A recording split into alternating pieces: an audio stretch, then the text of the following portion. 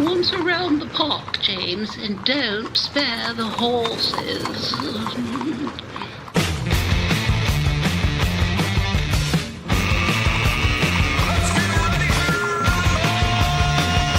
It's showtime.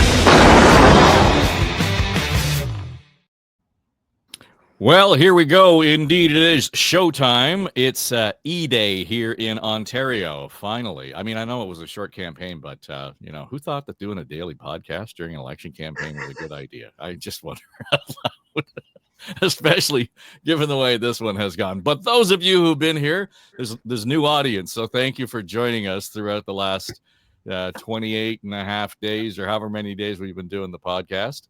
It is the On a Ledge podcast, your Ontario politics podcast, but again, we've been doing it on a daily basis. We'll wrap things up tomorrow with the sort of sifting through the entrails of the returns and see how all of that plays out. But if you're kind of been living in a cave, welcome to Election Day and the beautiful weather we're having right across the province, apparently. So it's snowing, and it's wet snow, and it may not be hard to get around in terms of walking, but if you have mobility issues or you're trying to drive, it might be a bit of a challenge. So how will that affect things today? All right, let's get around the table. From CHTV in Hamilton, our Queen's Park commentator and a longtime contributor to On the Ledge is Keith Leslie, former mayor of the city of Toronto. John Tory is here this morning, and Tim Hudak, rounding out the table, former PC Ontario leader and partner at Counsel Public Affairs. I were saying just before we came on, Tim, whoever led the weather committee with the Tory campaign knocked it out of the park today. Yeah. I'm not going to buy that. All right. I'll tell you why I'm not going to buy that. Of course, February campaign is going to be a winter. I don't know if the groundhog was right or wrong. It did warm up this week. But look, I don't think Conservatives benefit from less people getting out. Number one, those in the oldest demographic are more likely to vote Conservative. Those in the second oldest demographic, sort of 50s through mid 60s, more likely to vote Conservative. There's a whole whack of blue card carrying snowbirds vacationing in Florida. This election call was very strategic, and it's turned out incredibly well for the Conservatives. And Doug Ford ran an excellent campaign, and Corey tonight is a campaign manager. But voter suppression, I don't buy it for a bit. I think it hurts Conservatives more than anybody. John Tory? Yeah, I tend to think Tim is right. But I do think the turnout was always going to be low for a whole variety of reasons we can discuss. I think it might be lower still if the weather's bad, but I don't think that, anybody will be particularly disadvantaged by that. I think the people that are going to have trouble today, not because of weather, but because of motivation, might be the New Democrats. And that could be decisive, both in the context of how big the Doug Ford win is and who the official opposition is. So we'll see. I think the Conservatives will get there today. I don't think they're calling for a massive snowstorm. It's just snow, and compared to what we've had, it's relatively minor. Keith, the question of voter turnout, though, is really the critical number that we really should be watching, because it has consistently gotten softer over the last number of years. And so the level of engagement, as much and all as we've been at it every day, regular folks around the kitchen table or at the office. I was at the rink last night, and I said, well, make sure you guys all go out to vote. And like 3 guys said, oh, yeah, it's election day tomorrow. Well, I mean, we'll point out, low voter turnout. Doug Ford and the Progressive Conservatives got their last majority with 18% of eligible voters supporting. 18%. That speaks a great deal to the fact that people just aren't engaged a lot of the time. And to see them expect to be engaged in a federal provincial election in February, when we've got Donald Trump just every day flooding the zone with so many stories and angles and throwing Canada in at least 1 or 2 times a day, pretty much, that everyone's jumping on that. To everyone else's point, that feeds right into Ford and the Conservatives' election strategy of making it all about Donald Trump. Forget about the healthcare issues, the education, forget about their record as a government and concentrate solely on Doug Ford. He came out with a new Captain Canada sweater yesterday. It's all the red hockey jersey, but with Never 51 across the back. He's just built for slogans, this guy. And that's, I think, fighting Donald Trump is a slogan kind of war. So he's kind of perfect for this in many ways. So I think I still think low voter turnout was a design by the Conservatives. I know Tim and John disagree on that. Because I do think, though, it will hurt all parties equally. It's going to be tough to get the vote out. Certainly in Eastern Ontario, it looks particularly nasty today. And there's some freezing rain and snow and mix everywhere else. So, it's going to affect everyone equally in that sense. But I still think it was designed by the Conservatives, knowing that they got elected with 18%, that if they can keep it low again and there's no big fumbling issue by Doug Ford, they're going to get reelected with another majority. Well, Tim, the tariffs were such an overwhelming detail in the news cycle. That's why you don't know whether or not Wiarton Willie saw his shadow. They just swamped that news that day entirely. We have no idea. But even now, I was watching the CBC newscast last night, Adrian Arsenault. Just by the way, I think that's probably the best newscast on the air that we have in Canada. I'm just saying. And last night was just such a great coverage of the story from stem to stern, including the Ontario election, everything from how it was going to affect small business, but the uncertainty now, and we saw clips from the cabinet room yesterday in Washington, Tim. I have no idea what Donald Trump was saying, and I watched the clip 4 or 5 times, and one of his, cabinet secretaries chimed in to try to clarify. Wow. There's no certainty there. We're all throwing the dates out, but we have no idea if or when at all any of this is going to happen. I had the opportunity during the campaign to go down to Washington, D.C. as part of Premier Ford's Ontario days there to really talk to Americans and encourage Americans to talk to Americans about the importance of the trading relationship, what it means for affordability, jobs, and investment. And Dave, there were 2 really interesting takeaways from that when I spoke with Americans and decision makers, political staff. Number one, the Republicans agreed with the Canadian position. They'd say, "We're right. You're right. This seems crazy to us. We should turn our trade guns on China and strengthen our relationship and more opportunities." But we're not going to say anything. They're afraid of President Trump, his vengeance. He has momentum out of the gate. Seems to be in all directions. Who knows? So they're keeping their mouths shut for the time being. Although I think that will change. And the other part, Dave, to your point, then I'd say, well, what is the president after? Like, we're not really sure. They weren't sure exactly what the trade-offs were, if there is a vision of a grand bargain, or it's just sort of, random to enjoy being in the press, being a bit of a bully and keeping the pressure on Canada. They really didn't know what the president's end game is, or if he has one.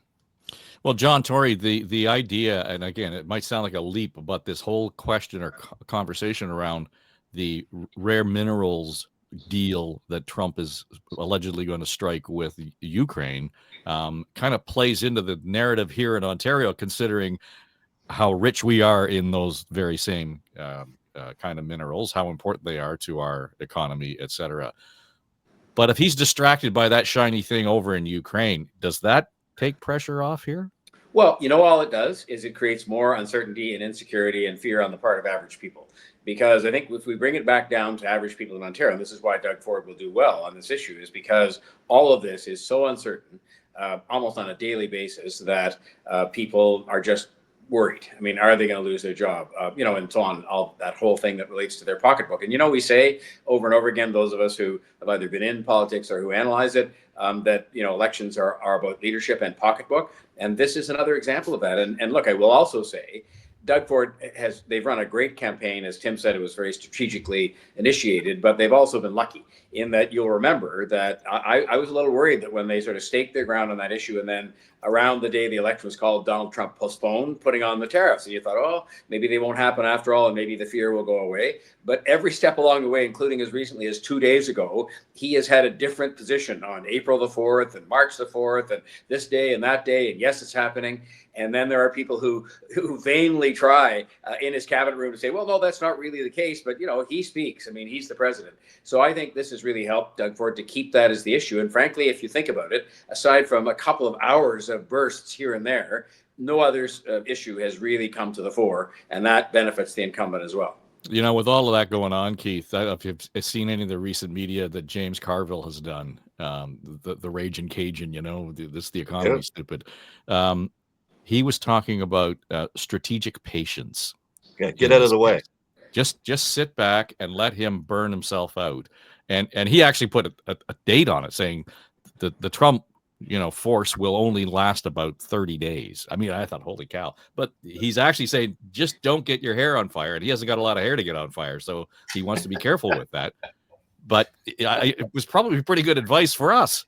Well, good advice for all at this point, as we've now seen with the tariffs and the postponement, and I'm talking retaliatory tariffs, so they're going to be on top of it. Well, maybe they'll be on top of it. Yeah, let me think about it. But we just don't know at all what he really means. And we've seen that as we see change virtually every day. And it's part of their whole intentional disinformation, undermine trust in all authority, and just, create chaos. And we saw it this week with the Trump administration, the Financial Times floating that, Canada was going to be cut out of the Five Eyes intelligence circuit because the United States didn't want us in there separately. And then, of course, the Financial Times, this is not someone just, publishing rumors. They gave lots of people in the administration time to deny this, just say, no, that's not true. And they, of course, had to send the cabinet secretary and say, no, that's not true. But they waited until it was published, until it got online, and then they went out and denied it. So who are we to believe? Was it a trial balloon to cut us out of Five Eyes, or was it just more of this intentional chaos and disinformation that seems to serve the Trump campaign so well? And I don't know if it's always intentional. I mean, the information just changes from Trump's, the last person speaking to him and the last thing he sees in front of him. So it isn't always intentional, but it does seem the overall plan is to just, as I say, create as much chaos as possible and keep all of us off balance around the world in trying to deal with the Trump administration. Dave, I learned during the pandemic, one lesson I learned, and I probably learned it before that, even when I was a business executive, that when there's a crisis on, people want to see you calm and steady and reassuring. And it's interesting because both Doug Ford and now I've forgotten his name, Mark Carney, who are very different people, have in their own way. Doug Ford has been feistier because he's been in an election campaign and he's just a feistier kind of person. Mark Carney, if you watched that debate the other night, was just calm. I mean, he was firm in what he said he would do, and he sounded knowledgeable, and he has experience. But I think, that's where Carville's advice probably comes in, which is to say people don't want you to respond to every statement Donald Trump makes because you couldn't possibly do it and maintain your own credibility.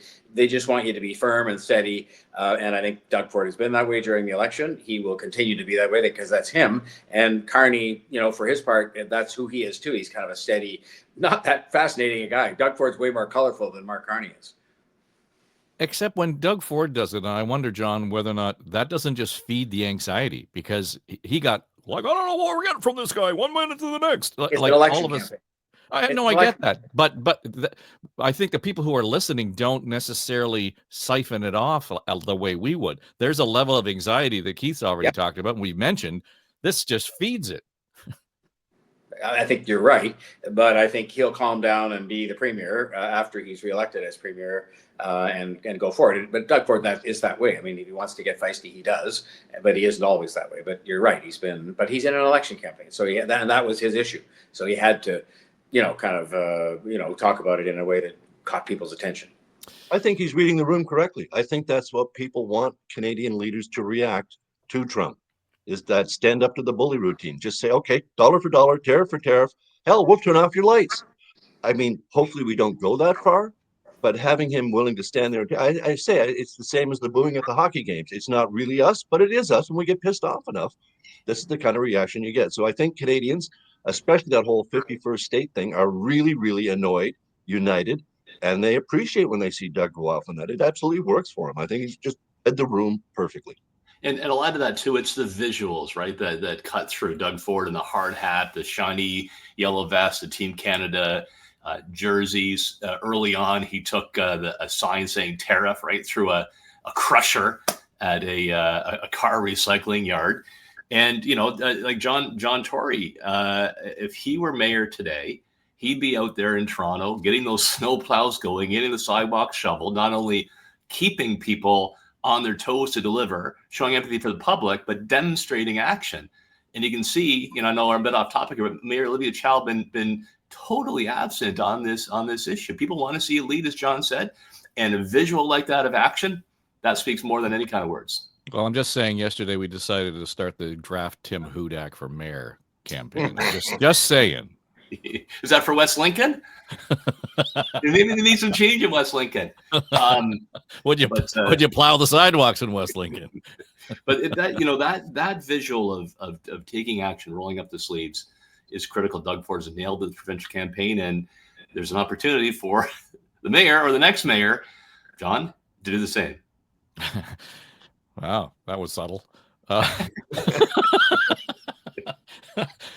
But Tim, when we were talking about this yesterday, and the expectation of acting is going to have to happen, what, by Monday? I mean, we're going to have to see Doug Ford act in a freaking hurry and come up with something that doesn't just say, I'm putting $40 billion in the kitty just in case. It can't just be that. Well, backroom reveal here. They weren't even considering, doing a platform. That was not the plan. They decided near the end of the campaign to do so, and I think signed off on it, late last week. But what was good about that is it did include a number of initiatives to push back against the Trump tariffs, assistance program for manufacturers, additional funding for critical minerals, a strong commitment from Premier Ford on knocking down interprovincial trade barriers that drive up costs and hinder economic development. So I think, as you know, Dave, in the background, right, part of Premier Ford's team is already working very closely with the civil service to hit the ground running. I expect that the cabinet, the major players, will stay in the same spot because they got to take action right away. But don't think it's something that happens the weekend. They've been working on it, and it's reflected in platform.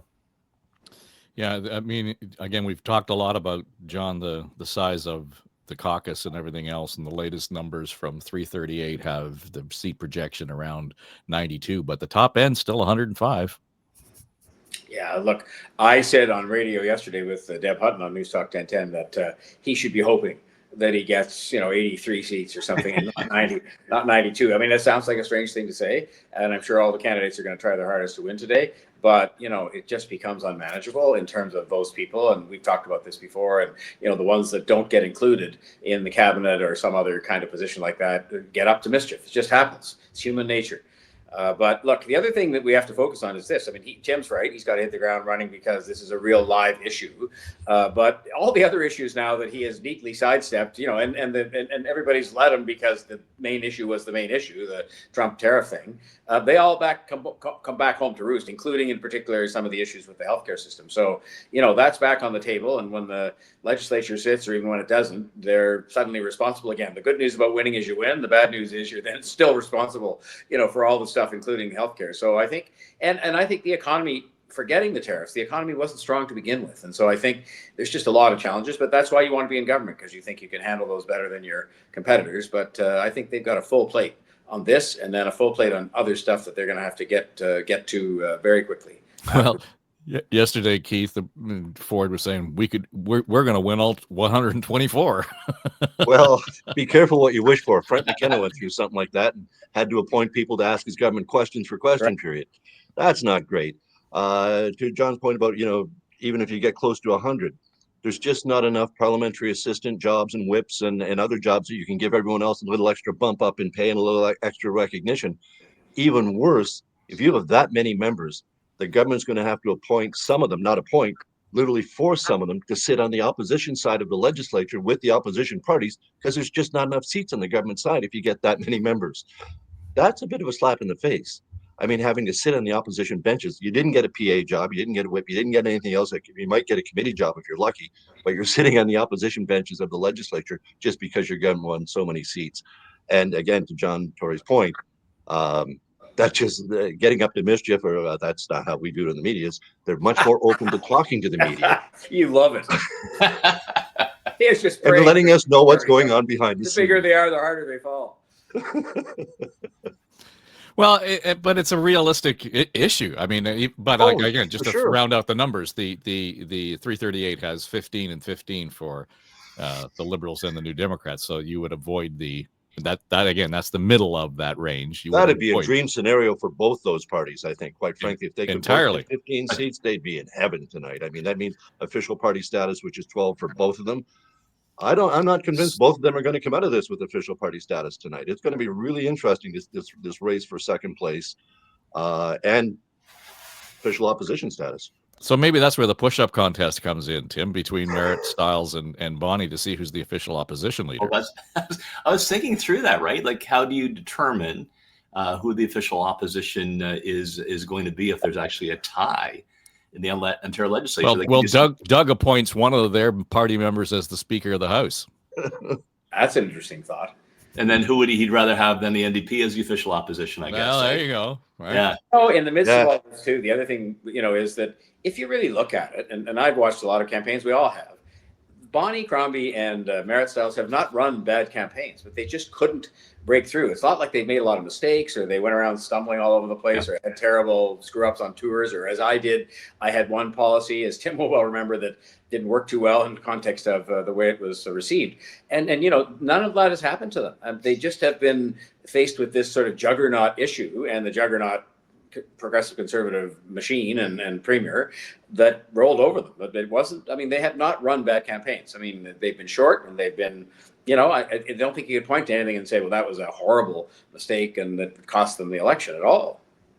I'd agree. And I think, in fact, Bonnie Crombie improved during the campaign, without a doubt.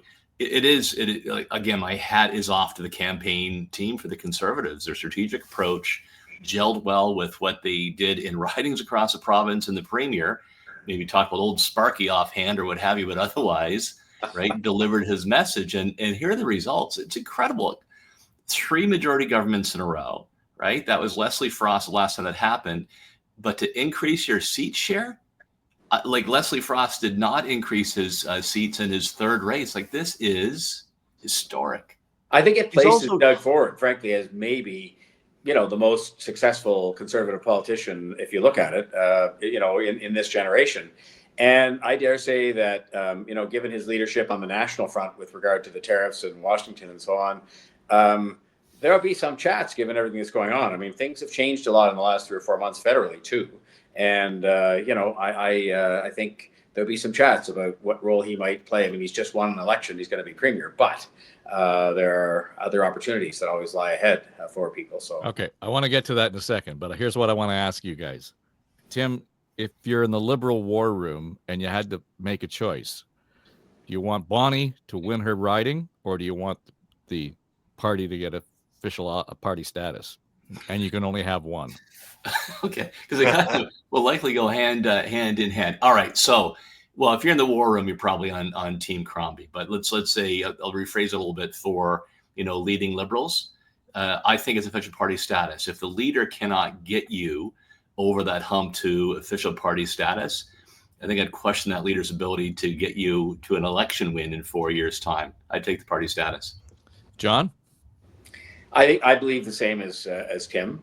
And by the way, I thought it was hilarious. I really did smile because it's just one of those things where you smile and sort of say it takes some chutzpah for Doug Ford to go right into her riding. And not only that, to go to some Polish hall, because Bonnie's a Polish background, and just go there on the last day of the campaign. And Patrick Brown, the mayor of Brampton, has been sending busloads of people to help his mother-in-law, who's the Conservative candidate. I mean, the whole thing is one of the only interesting things that's come out of all this, and it'll be interesting to see what happens tonight. But I would take the party status for the same point that Tim made.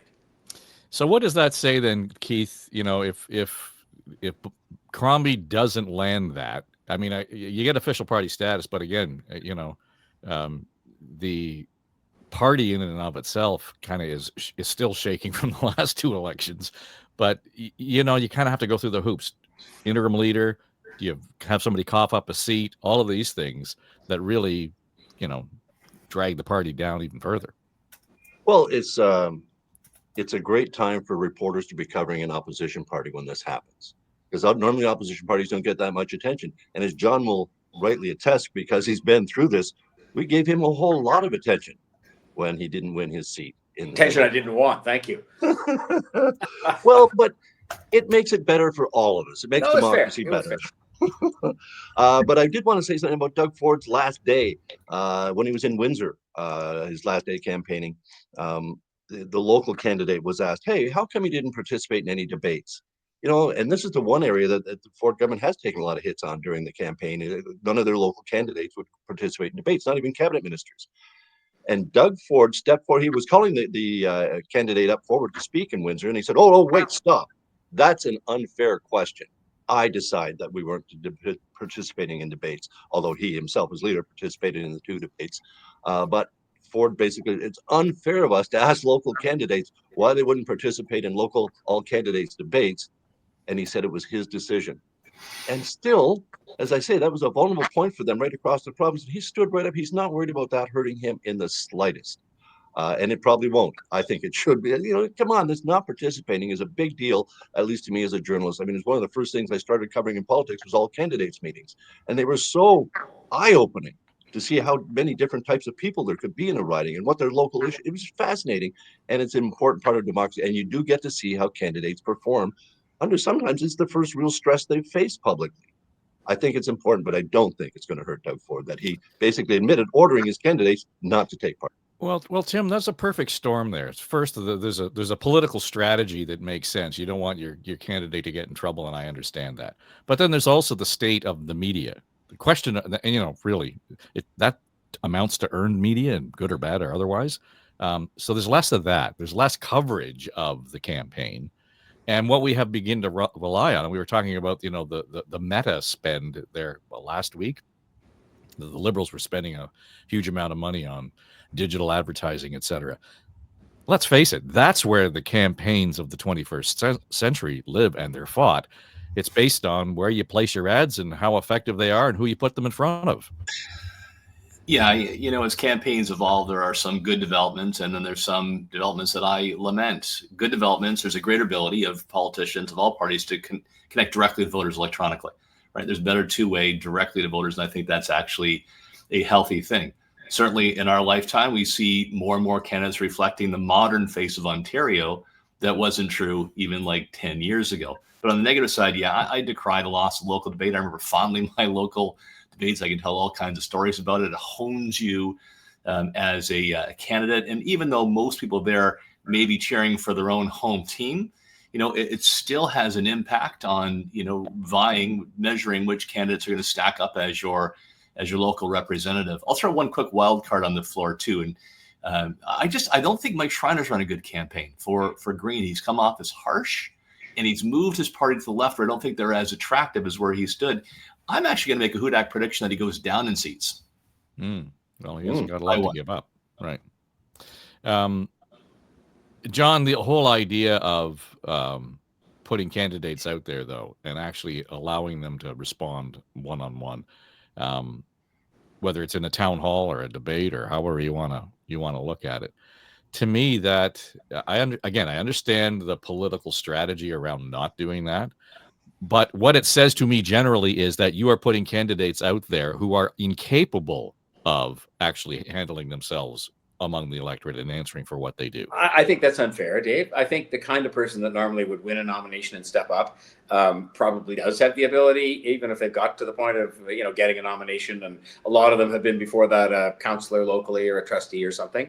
I think it is just symptomatic of the much broader trend we've talked about, which is even when they get elected as MPPs, that, let's be frank, in a majority government or in opposition, you're basically ignored most of the time by most of the people, including the media, notwithstanding Keith talking about paying attention. But you do pay attention at the controversial moments, but not on the day-to-day, debate about the healthcare issue or whatever. And then in the government side, I mean, you really, so much control rests now in the Premier's office, whoever the Premier is. It's the same in the Prime Minister's office in Ottawa, that the role of an MPP is diminished in my view. And I think that's very bad for the system overall, because there's a lot of very talented people, to the opposite of your point, a lot of very talented people with a lot of motivation, a lot of experience, and a lot of ability to stand on their 2 feet and debate and speak, who just get, kind of sidelined to this kind of bit part on both sides of the house. And I think that's a symptom of the whole thing, including the failure to debate at the local level. Yeah, I'm not suggesting for a second that they aren't capable of doing it. I'm saying they are, but the impression that because the leader steps in and says, you can't do that, to me, it says, why? Is there something wrong with what they're able to do? I just think it's a disrespect, not just of the electorate, but of the people on the team who stepped up to do what, you've asked them to do. Ford's defense is always, they're going to meet hundreds more people knocking on doors. Well, no, they're not. If you do the math, even at 3 minutes a door, they're not going to meet hundreds more people. But it's still, they won't let us cover them doing door knocking, which is something we used to do. I'm sure Tim and John, you've had reporters or columnists tag along with you when you go door knocking. And there's a bit of a risk there, because even though there's some advanced people knocking doors ahead of you, you might pick the wrong household. And I'll tell you a story about that.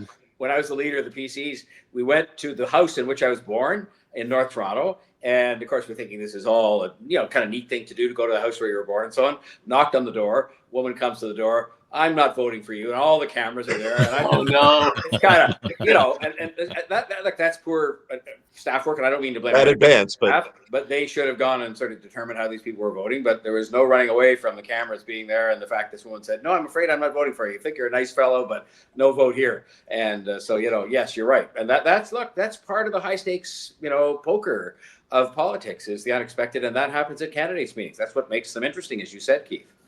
Yep. And there were, I'll reinforce John's point in two ways. There were candidates for the PCs who did debates, right? It was usually more skillful ones, more confident ones. If you're in a certain place in the party, you can actually tell the campaign, go to hell, I'm going to do one anyway.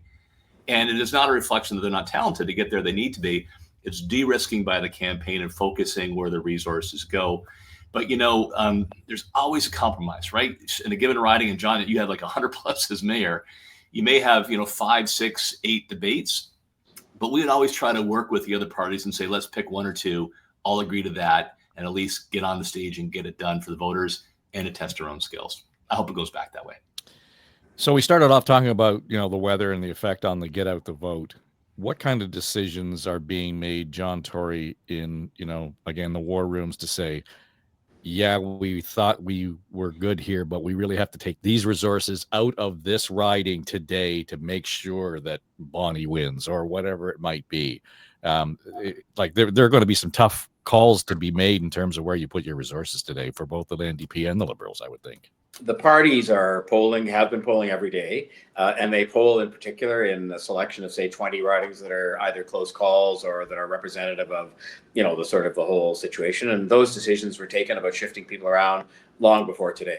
I mean, when I say long before, they were taken probably 5 days ago, because there's some where you just concluded we're not going to win, period, full stop, and we're not going to put any resources there. And there are others where you're going to shift resources back and forth. So those decisions have already been taken, and nothing that goes on today will really affect that, including the weather. So those decisions were taken, but they do poll every day. And then there are ones that are just too close to call, and you have to, apply your resources accordingly. And those decisions, again, were taken in the last 5 days, so that they could be on the ground today and before today, canvassing those last doors and getting out those votes today. And to what extent are the leaders involved in those conversations? Well, to my experience, the answer is not at all. Right. That's what you have a campaign machinery for, and I'm sure Yeah. Tim's the same. That's where you have the Corey Teneiks in the Conservative case and the people in the other parties, and they'll tell the leader. And if the leader doesn't get told, because sometimes they don't want you to, have all the news because you're supposed to focus on the campaign, they know from where they're going. They know when you're told all of a sudden you're going to, such and such a place, you're thinking, why am I going there? And it's because it's either close in a good way or close in a bad way. In other words, you're close to winning or close to losing. So they have a sense of it, and they're told, but the decisions are made by the campaign machinery. Tim? It's the worst day of the campaign for a leader, because to be a leader or a politician, right, you're high energy, you love meeting people, and you want to make sure you leave nothing on the ice. You want to, get every single vote you can. But the last day, there's not much you can do. You've got to trust your team to execute on the get out the vote. You kind of stay out of the way. As an MPP, I would still continue to knock on doors.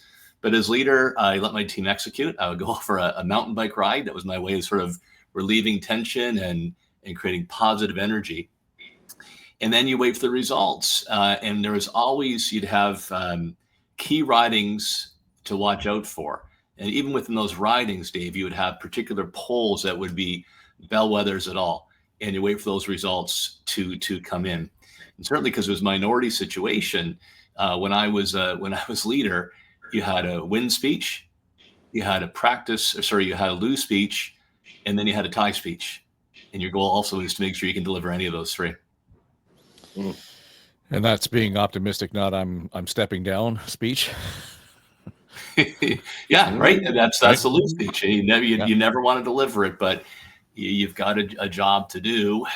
Voters are always right on election day, so it goes. So, Keith, just in terms of some of the spots that we'll be watching, Hamilton still seems fluid. There's southwestern Ontario, parts of the Ottawa region, and there doesn't seem to be a whole lot of change in Toronto vis-a-vis the slide by the NDP. So what are you sensing from what's going on in Hamilton? Exactly as you said. I think that the NDP are slipping just a little bit, whereas the Liberal campaign seems to have gotten better. Bonnie Crombie seems to have clicked a little bit better each day as it went on. Not that Merritt Stiles ran a bad campaign at all, as others have said in this program. She ran an absolutely fine campaign. But there's some, internal NDP issues there seems to be happening there. Hamilton Centre is going to be a real interesting riding to watch, not just because of Sarah Jama, the former NDP member who now running as an independent, and the NDP are running in there. And we had the Liberals yesterday. Bonnie Crombie picked up on a video clip and a video and audio clip rather of the PC candidate in Hamilton Centre, Sarah Bacher, making some sort of allegation about, if to a constituent apparently that, if you don't give me some donation money, I'm not going to move your file forward at City Hall or wherever she was working. And then they're now saying it was a joke and that, it was someone using it in vengeance and all this sort of stuff. But it's made that whole riding of Hamilton Centre just crazy to try and judge what's going to actually happen there. I remember this is the riding that the current mayor and former NDP leader Andrew Horvath held for a lot of years. Hamilton Centre should be a nice, safe NDP seat, but with Sarah Jama running as an independent and so much else going on in the riding with the other candidates, I don't know if it's a safe hold for the NDP, and that's a real crucial one for them to keep on to. Voter turnout numbers. What's your thought on prediction, John? I don't think it'll be significantly lower than last time, but I don't think it'll be down in that range, like well below 50. And I think that's just a function of the fact that, people have just woken up to the fact there is an election, and that was by design. It is a winter election. I think it's going to be low, and that's most unfortunate because I think, as we discussed earlier on, it perpetuates a trend that's been going on, and this has happened federally too. And remember, it came back up when Mr. Trudeau came along the first time because he was kind of new and different, and it was a change election, which this one isn't. And so, but I think it's going to be low, and I think that's unfortunate only because it means people aren't really engaged and don't think it's worth it to go and vote, which it definitely is. Tim? I'm still a bit of a skeptic on whether the voter rolls are accurate. I just remember knocking on doors, you'd have multiple residences in a home. So I'm not sure. There's no doubt voter turnout is down. I'm not sure it's down as much as the pure numbers would tell you. More important conclusion, change elections, as John just said, are the ones that actually have the highest voter turnout. And when Doug Ford defeated Kathleen Wynne with that landslide, it was a 57% voter turnout. That's the best we've seen in 2 decades. This is not a change election. It is a February election, so I think it will actually be lower than it was last time around. In a strong voting cohort, again, the snowbirds have to navigate a difficult process to get a mail-in ballot and get it back in time to be counted. So I will say 41%. All right. Keith? I hope it's much closer to 50 and 45 to 50%. But of course, it is, it's a February election. And as my 2 colleagues have said here, there's just no huge desire for change. Despite the fact that the Toronto Star's editorial board saying that, Ford's record is just so bad that we should vote for anybody but Ford. Isn't that the problem with the anybody but Ford moment? Because they didn't endorse one of the other parties. They said, please just vote for the Liberals, the NDP, or the Green, because that's not a vote for Ford. There's the problem. That's not going to ever defeat Doug Ford if you just say endorse any of the other opposition parties. You need to pick a party if you're going to do a newspaper endorsement like that. I thought that was kind of weak and checking out on their side, saying, Ford's record is terrible. He shouldn't be reelected, but just vote for any one of the other 3 parties. Well, that's not going to do the job, is it? Well, I all due respect, I'm not sure how much weight the Toronto Star editorial board endorsement carries anymore. Well, at least be true to 30 yourself years and stay ago, vote it was a big deal to see it on the Yeah. front page, right? But now, I'm never. Don't get me I started agree. on the Toronto Star app. But anyway, I was saying it as much as a criticism of the media and our role in it. yeah. That the endorsements are, meaningless for a reason. You've just given a half endorsement. Yeah, Don't exactly. vote for him. That's not helping. In the coming days, I mean, the voting's already started federally for the federal leadership of the Liberal Party, John. And I can't remember a provincial election where there has been so much cross-pollination in terms of, there's a shiny thing over there that really had some significance and an effect on the campaign over here. How this finally plays out, and I mentioned this the other day, vis-a-vis the debate, the Liberal debate, leaders debate, is Ford's winning because he's fighting against Trump, period. Federally, we had the leadership hopefuls for the Liberals. My view was Chrystia Freeland was running against Trump. Carney was running against Poilievre, and Karina Gould was running against the establishment in the party. And to that end, I think they need all 4 people who are on that stage to move that forward. It's a completely different dynamic, because I know we think that debate was boring, but it was substantial. Well, it was. And, I think it's going to be very interesting to see, assuming that Doug Ford is, handily reelected tonight. And we've discussed earlier on today, all the things he has to do, including Ontario's role and Ontario's other issues beyond tariffs. But it's going to be interesting to see, because I'm assuming Carney also will win the leadership of the Liberal Party and become Prime Minister. We'll either be right into an election or not. But I'll be interested to see the posture that Premier Ford adopts. And I suspect it'll be one where he'll be striving very hard to be very cooperative with Prime Minister Carney, if that's the result of that. And, that just feeds back into sort of, my earlier thought that I think things have changed so dramatically on the federal scene. And by the way, that's one of the reasons why the NDP is doing so poorly, because the federal NDP is just in the tank. And that's really been unfortunate for Marit Stiles. But I think it'll be interesting to see the relationship between Doug Ford, newly elected Premier, and Mark Carney, brand new Prime Minister, and the one at the moment with the momentum, meaning political momentum. So I think you'll see them work very closely with each other. And that's what the people want to see anyway. Yeah, Doug Ford's line, Tim, has always been, "I can work with anybody," and away he goes, right? Is that your Doug Ford voice? It's a bit like Fred Flintstone. Just the one in my head, yeah. Yeah, he almost always uses this, "I'll work with anybody, no matter what your political stripe," right? A very similar line.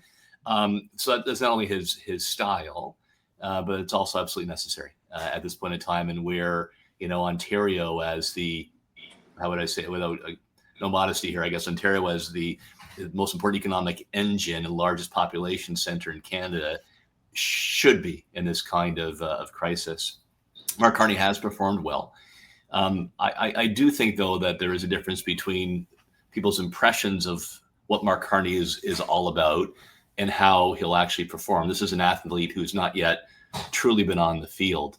And, I remember coming back to the University of Washington in 1993, my Master of Arts degree in economics in hand, so excited to go to work for the Kim Campbell government, and working every day on the campaign trail, convinced that I'll get a job in Minister's Office of Policy Advisor because Kim Campbell was going to resurrect the Mulroney coalition and cruise to massive victory. It was time for change. Yeah. It's a good thing you had other things to fall back on there.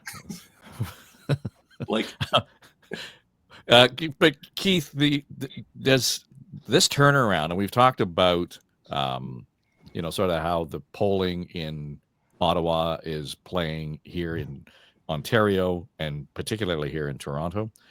The one number that struck me in the last few days was the Ipsos poll that came out and had the Liberals leading by 2. And it didn't name Carney as the leader. Yeah. It just said Liberal or Conservative, NDP, Green, other. Here's what I find interesting is that the federal Conservatives under Poilievre appear to have blown a double-digit 20-point, 25 astronomical lead in the polls in less than 2 months. And provincially, Doug Ford's Conservative numbers have either held steady or gone up. Poilievre has not been a drag at all on the federal Progressive Conservatives as they run their re-election campaign. Whereas I think to the point made earlier by John, I believe that Jagmeet Singh is indeed a big drag, I think, on the provincial New Democrats in this campaign. He's not been helping them at all, because there's, I think, as big a desire to see him gone from the federal scene as there was to see Justin Trudeau gone. And we see that that's how the Conservatives, did the Conservatives blow this big lead, or was it simply the fact that the Liberals got Justin Trudeau to walk out of the way finally? And they all said, well, we'll deal with the carbon tax, and we won't be campaigning on that. That got enough people who had either parked their votes with Poilievre because they just wanted Trudeau gone, or they were sampling him and they're looking up and they're seeing that the alternative now, which appears to be a Carney coronation, is more palatable to them than Poilievre ever was. So as I say, I find it interesting that there's been no numbers, it hasn't affected Doug Ford's numbers provincially at all. This huge drop federally for the Conservatives, but the NDP federally, I think, are absolutely a drag on the Ontario NDP. So I'm wondering, John, whether or not Pierre Poilievre plays the role of David Peterson in this conversation, as much as when Peterson called the early election, his numbers went from way up and lost. We've had this sort of cross-pollination again of the effect of the vote, where the Tories in Ottawa seem to be suffering while the Tories in Ontario have not only held the numbers, they've broadened their base. Yeah, I mean, the Conservatives, let's look at it. The Conservatives are down 4 or 5 points. They're still in the high 30s, which is, but just now the Liberals have caught up to them for the moment. But let's go back to the lessons of history that Tim talked about. I mean, I was around for that too. And Kim Campbell was tied in the polls, having come back from single digits, even worse than the NDP are doing today. And she ended up with 2 seats. Now, she had more votes than the Reform Party that had 50 seats. That's a quirk of our system. But having said that, a lot of road is left to be traveled on the federal scene. I mean, let's also remember, Mark Carney, it's a fascinating thing that can happen in our system where Mark Carney could be Prime Minister of Canada in 10 days and he's never run for anything in his life, ever, nothing. He's never been in Parliament, never been a city councillor. He's a very accomplished business person, but political skills are a different set of skills than being a business person or a bank governor. And he did okay on the debate the other night, but it's a big test coming up. The real debate is the one that's yet to come. And it'll also just be interesting to see whether he has to call an election right away or chooses to, or whether he concocts some, arrangement to keep himself there for a little while to govern. But but the Liberals haven't collapsed entirely. At least the Conservatives haven't. They've still got high 30s, which is sometimes would be good enough to form a majority government. So let me continue on then, Tim, with our Write Your Own Adventure novel here. Right. I choose the dragon. Well, right.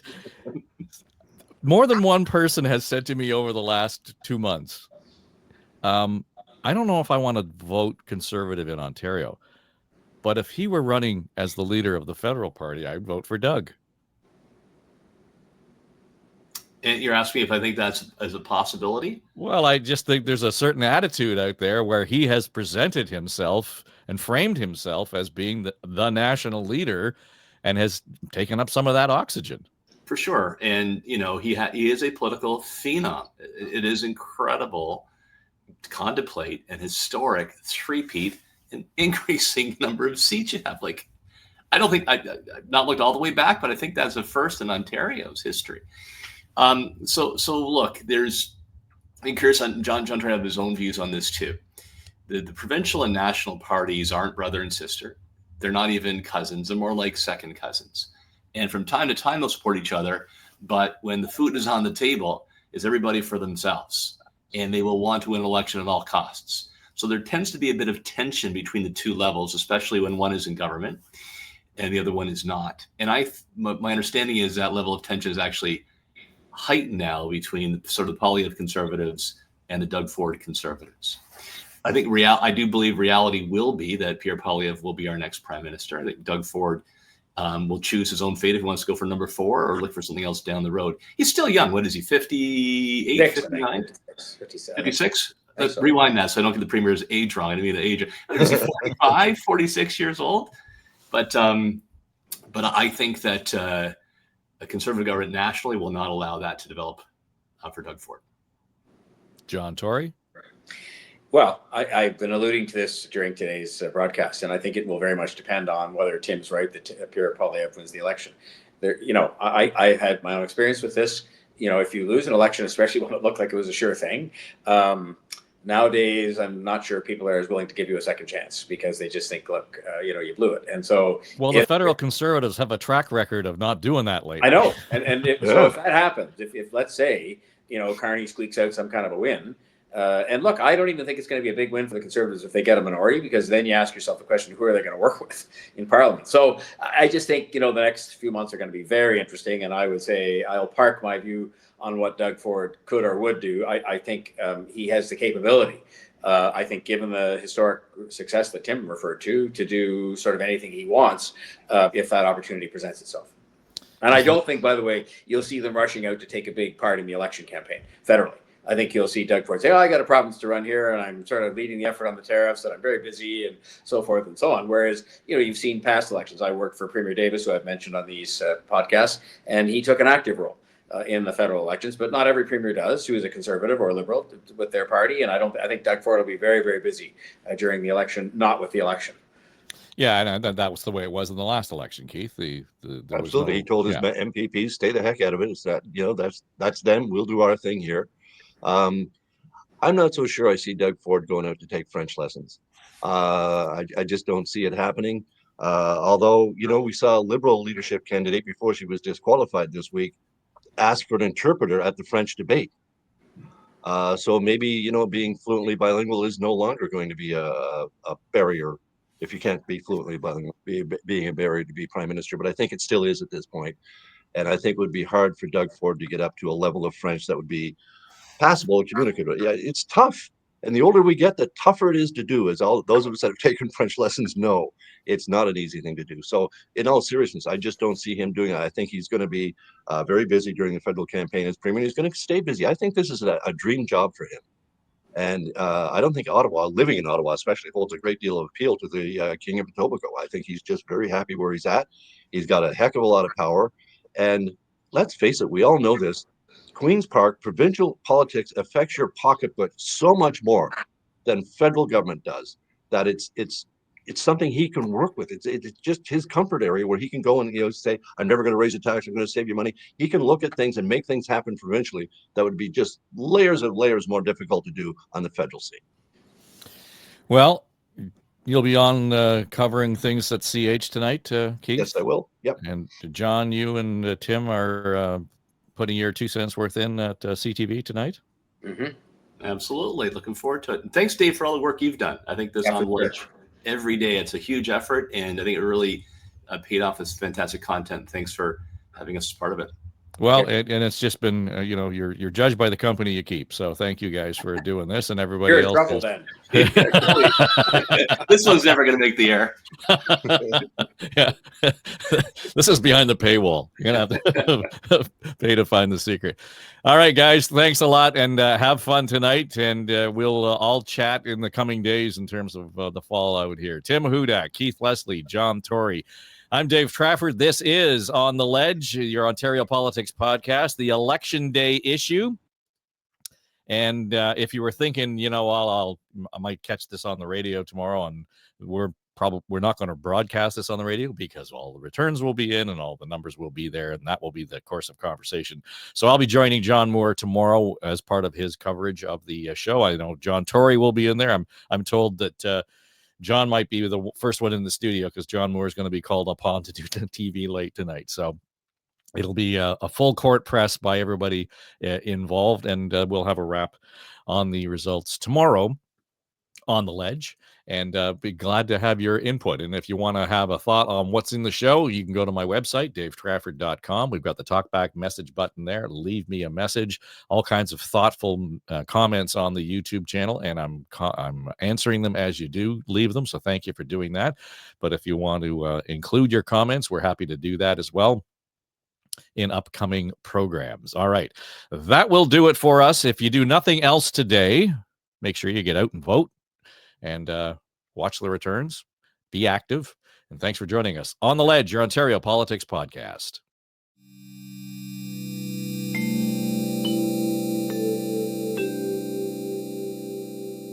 This is SSN Story Studio Network.